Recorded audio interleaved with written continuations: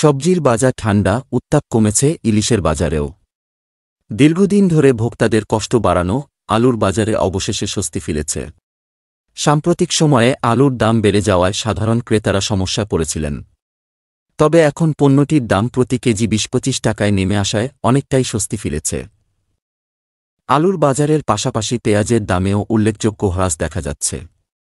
সরবরাহ বাড়ায় এখন প্রতি কেজি পেঁয়াজ ৫০ টাকায় পাওয়া যাচ্ছে। পেঁয়াজের বাজারের এই পরিস্থিতি ভোক্তাদের জন্য আশার খবর। বিশেষ করে সাম্প্রতিক সময়ে দেশীয় পেঁয়াজের উৎপাদন বাড়ায় এবং আমদানি সহজ হওয়ায় এই পরিবর্তন এসেছে বলে জানিয়েছেন বিশেষজ্ঞরা। ডিম ও মুরগির বাজারেও একই ধরনের পরিবর্তন দেখা গেছে। কিছুদিন আগেও ডিম ও মুরগির দাম বাড়ায় নিম্ন আয়ের মানুষেরা অসুবিধায় পড়েছিলেন। তবে বর্তমানে ডিম ও মুরগির দাম কিছুটা কমেছে। এর ফলে বাজারে চাহিদা কিছুটা বেড়েছে এবং নিম্ন ও মধ্যবিত্ত ক্রেতাদের মধ্যে স্বস্তি এসেছে। এদিকে ইলিশ মাছের বাজারেও ইতিবাচক পরিবর্তন লক্ষ্য করা গেছে। বর্ষা মৌসুম শেষে নদীতে ইলিশের সরবরাহ বাড়ায় দাম কমেছে। একসময় যেখানে ইলিশের দাম ক্রেতাদের নাগালের বাইরে ছিল, সেখানে এখন অনেকেই এই সুস্বাদু মাছ কিনতে পারছেন। ইলিশ প্রতি কেজি বর্তমানে ১২০০ থেকে ১৫০০ টাকার মধ্যে পাওয়া যাচ্ছে, যা কিছুদিন আগের তুলনায় অনেকটাই কম।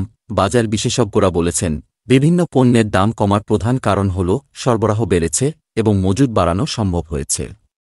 পাশাপাশি প্রশাসনের বাজার তদারকি এবং কিছু ক্ষেত্রে আমদানি নীতি সহজ করাও দাম কমাতে ভূমিকা রেখেছে।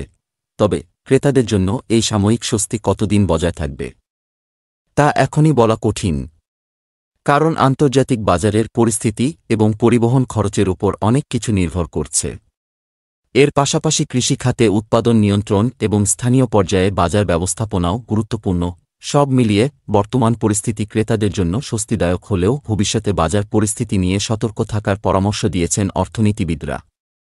সাধারণ মানুষের আশা, এই ইতিবাচক ধারা দীর্ঘস্থায়ী হবে এবং তারা ন্যায্য মূল্যে তাদের প্রয়োজনীয় পণ্য ক্রয় করতে পারবেন।